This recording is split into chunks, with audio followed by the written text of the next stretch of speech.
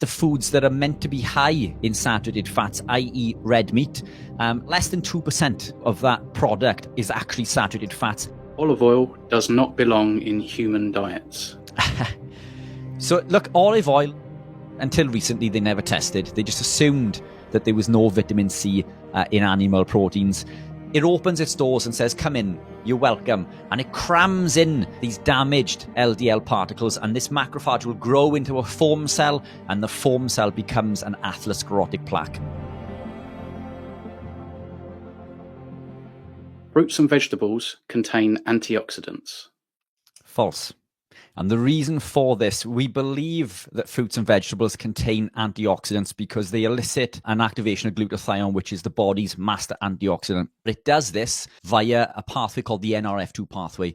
Now, what happens from fruits and vegetables is this glutathione will rise, which is what scientists are seeing, and this is why they believe that it's an antioxidant response. But then glutathione will drop incredibly quickly and remain and end up below baseline. Now, this isn't a true hormetic response. Other things that activate this NRF2 pathway are things like lead, mercury, arsenic, tobacco smoke, cyanide. And a quick Google search will show you this. These compounds elicit the same pathway as your fruits and vegetables elicit.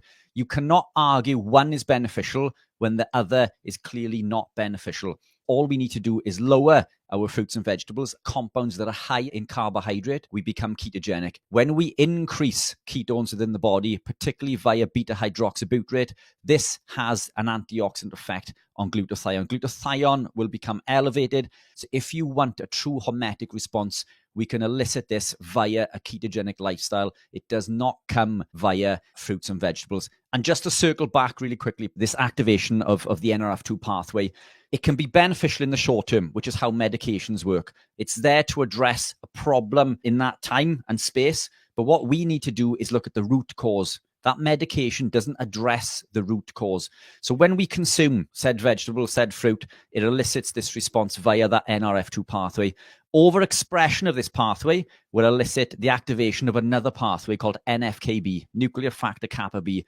Nuclear factor kappa B increase inflammatory cytokines and interleukins, which cause havoc within the body. All you need to do is search NFKB, and you will see that the arms that come off the pathway, that come off this pathway, all elicit this inflammatory response. And this comes via the NRF2 pathway, which comes from your fruits and vegetables. So fruits and vegetables are not antioxidants. They are pro-oxidants. We need to limit the amount of animal proteins in our diet for optimal kidney function. Again, false.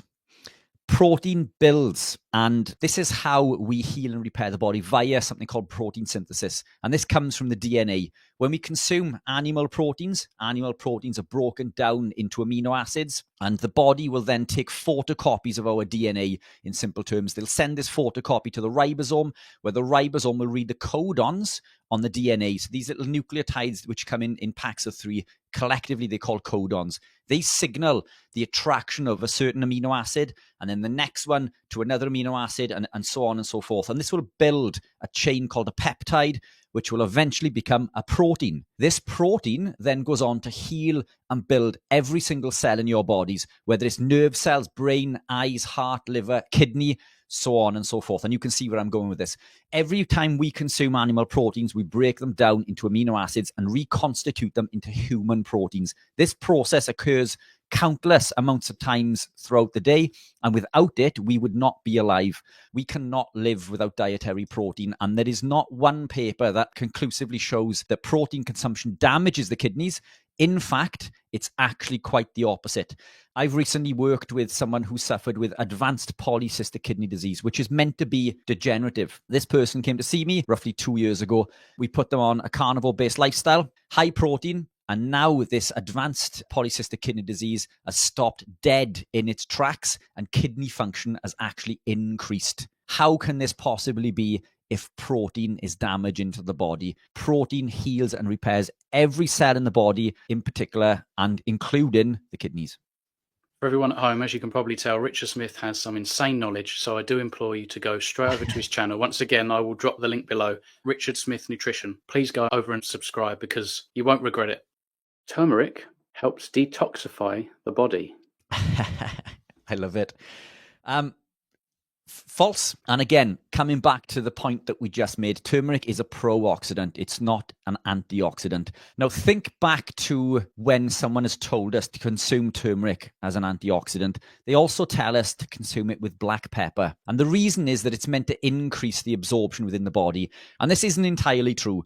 What it actually does, the piperine in the black pepper actually blocks phase 2 detoxification in the liver by blocking an enzyme called UDP glucuronyl transferase. Now, what happens is we consume a toxin, i.e. turmeric. The liver tries to remove it from the body. Why is your body trying to remove a compound that is meant to be beneficial? It's removing this compound because it's detrimental to the body. Adding in this black pepper and piperine and blocking this enzyme doesn't increase the absorption. It prevents your body from detoxing a toxin. It's preventing the liver from carrying out phase 2 detoxification. When we consume this compound and we see this elicitation and elevation of glutathione, it's short-lived. The reason that it's being elevated comes back to this phase 2 detoxification or glucuronidation is to remove it from your body, not to absorb it for an antioxidant benefit. This is a pro-oxidant. There is no benefit long-term in consuming compounds like turmeric for antioxidant benefits. Again, it is a toxin to the body, and beyond medicinal purposes, it should not be consumed long-term. There are other ways to combat the said benefits of consuming turmeric. The consumption of saturated fats and cholesterol for human beings is advantageous. True. Every cell in your body is made of cholesterol. Cholesterol is essential for cell formation, cell communication, nutrient absorption, nutrient transportation. It's essential for the production of hormones, and it's essential for healing. Lack of saturated fats will lead to hormonal problems and problems generally with health and well-being. So if we look at LDL, quote unquote, the cholesterol that is touted as the bad cholesterol, the liver will release LDL particles in order to travel through the body to drop off lipid cargo in order to heal and repair your body. Now take a step back and think about that. How is this detrimental? After it's dropped off its lipid cargo, it will find its merry way back to the liver where it's recycled and sent back on its merry way. Now, if you restrict the consumption of saturated fats, for example, the liver will upregulate its production of cholesterol naturally. Now, we can artificially lower this via the consumption of phytosterols. This will lower our cholesterol because the liver will mistake these fake cholesterols for human cholesterol, and therefore it lowers production. But this is, in fact, in my opinion, one of the main causes and contributors of cardiovascular disease.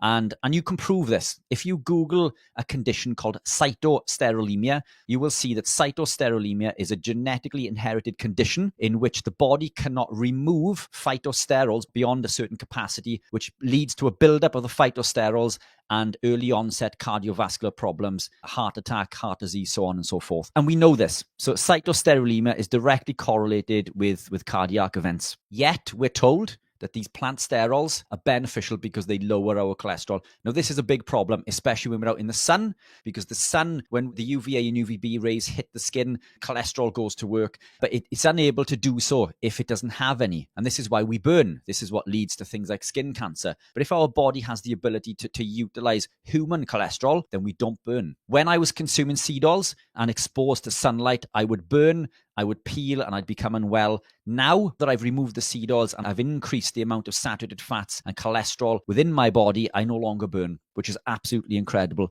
Saturated fats and cholesterol are essential. The brain is made of saturated fats. The myelin sheath, which is how we send signals through the body, is made of cholesterol.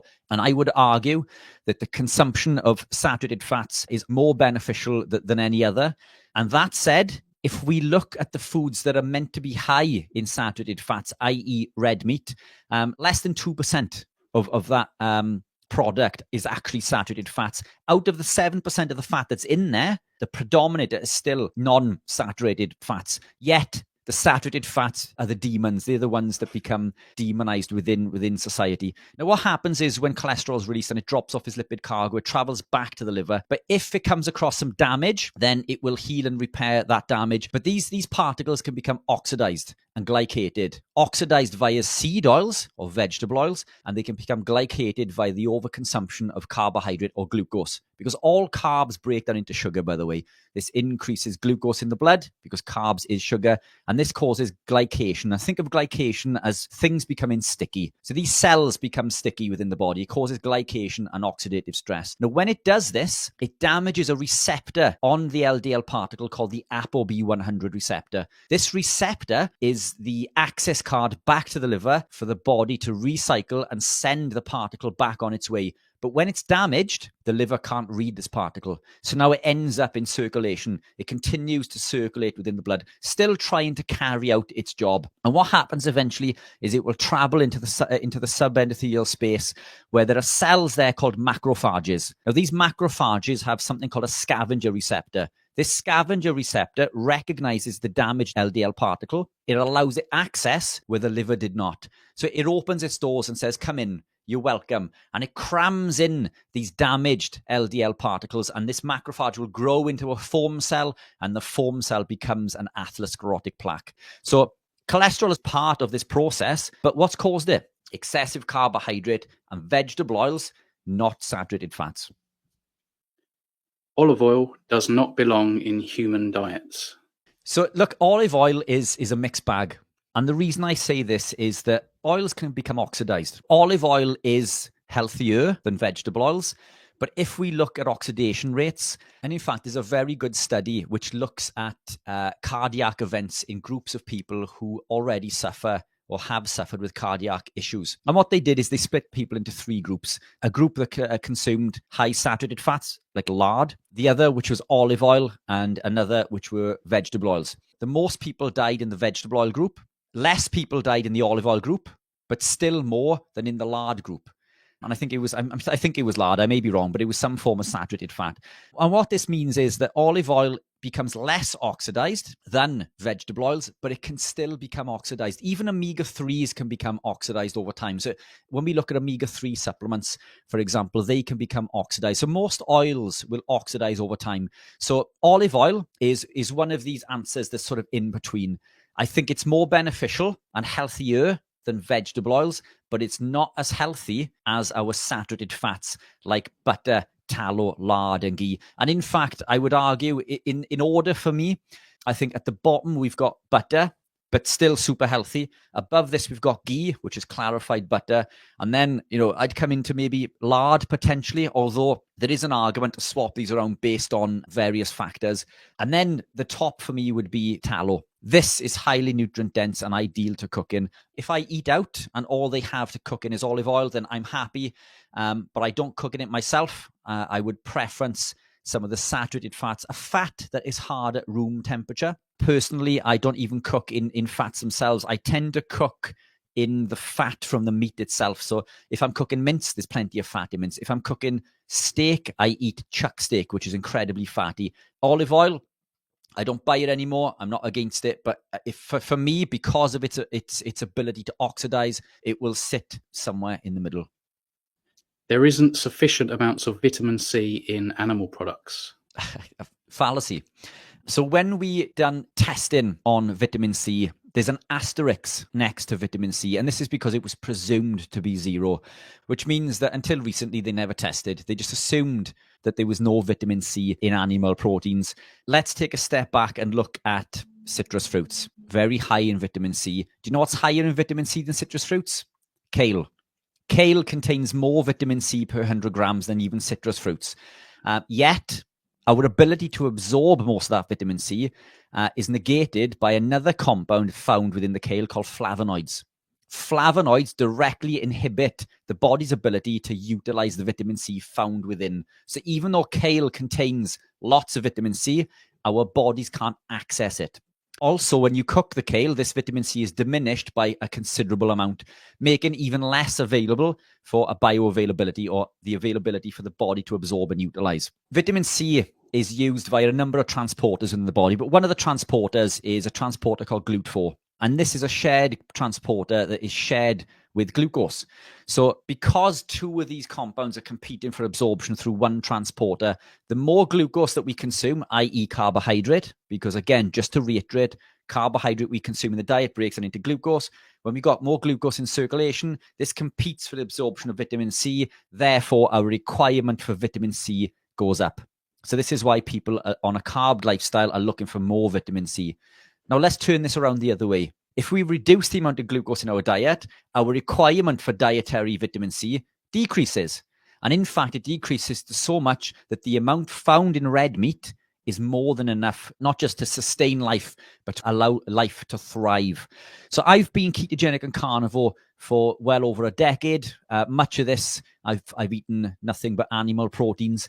I'm still yet to suffer with scurvy. Now, to put this into perspective, an average 12-ounce steak will contain around 12 milligrams of highly bioavailable vitamin C. Organ meats like beef liver, they contain 24 to 25 milligrams per 100 grams, which is way more than we need. I'm not saying that you need to consume beef liver or lamb liver every day, but a little slither, this much, every few days will supply the body with all of the vitamin C that it requires. Thank you very much. Clearing up all these statements that I find a lot of people are still confused about. I think this isn't common knowledge at all. Richard knows far more than I do. Please go over and subscribe because, seriously, I've learned so much from you, mate, and look forward to seeing you again in the future. Brilliant. And thank you, Lee. Absolute pleasure, as always, my friend. Thank you. No worries. You bet.